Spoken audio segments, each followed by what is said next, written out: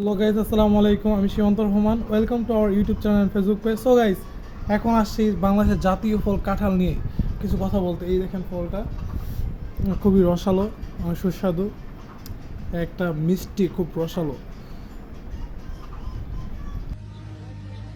কি কাঁঠাল কই? কিরিগুলোর ভিতরে কাঁঠাল থাকে না?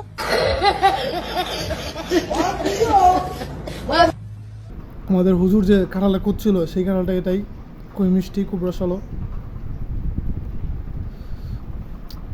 কাঁঠালটা আমি পুরো একলাই সাবার করে ফেলেছি। সো গাইস, আপনারা যদি কেউ খেতে চান অবশ্যই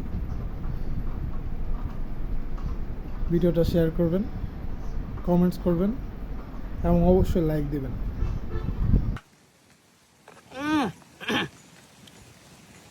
আল্লাহ, আমি যত মজা পাইতেছি আপনি এত মজা পাবেন না, কারণ খুবই রসালো।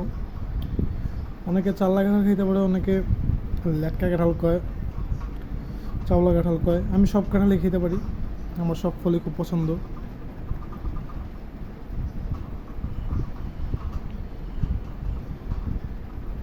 এই কাঁঠালের ভিতরে অনেক পুষ্টিগুণ আছে। পুষ্টিগুণ সম্পর্কে অবশ্যই আমার একটা ধারণা দিতে হবে, এরপরে ভিডিওটা করতে হবে। সো গাইস, আসসালামু আলাইকুম। পরবর্তীতে এটা পুষ্টিগুণ নিয়ে আলোচনা করব। এখন খাই।